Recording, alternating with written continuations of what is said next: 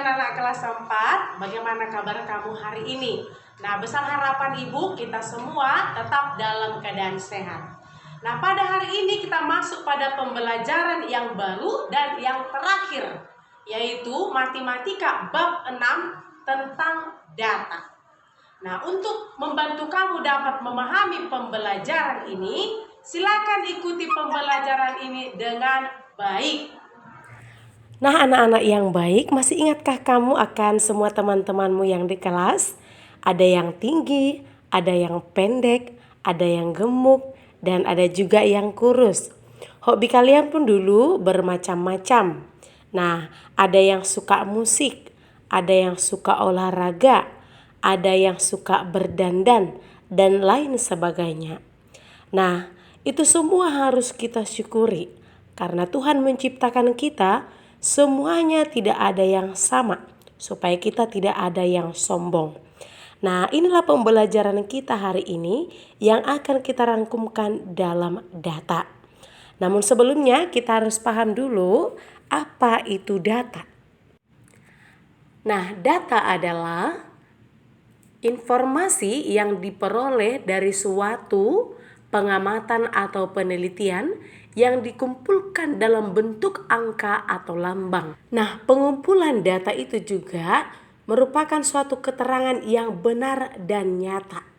Keterangan yang benar dan nyata bisa dibuktikan. Nah, pengumpulan data bisa dilakukan secara dua.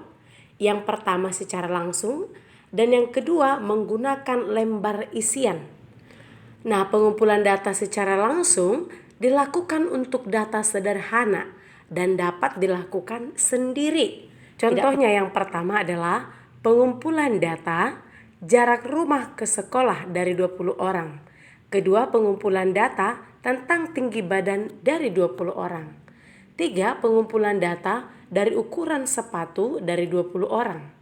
Nah, jarak rumah ke sekolah kita buat satuannya kilometer.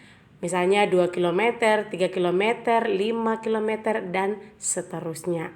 Sementara dalam pengumpulan data yang kedua tentang tinggi badan atau berat badan siswa, bisa kita lakukan dengan satuan kilogram, 25 kg, 30 kg, dan seterusnya. Yang kedua, pengumpulan data menggunakan lembar isian.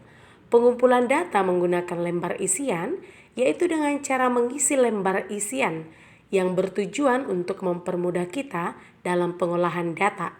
Contoh pemilihan ekstrakurikuler. 2 mata pelajaran favorit siswa kelas 4. 3 hobi siswa kelas 4. Nah, ini semua kita buat dalam suatu tabel atau lembar isian pemilihan ekstrakurikulernya dibuat dalam tabel. Ada nomor, nama, dan keterangan selanjutnya.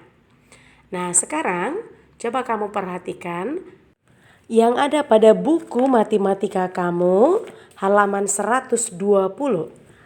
Nah, setelah kamu perhatikan bukumu itu, bacalah bagian A mengumpulkan data. Ingat, ikuti sesuai petunjuk guru hanya bagian halaman 120 bagian A mengumpulkan data.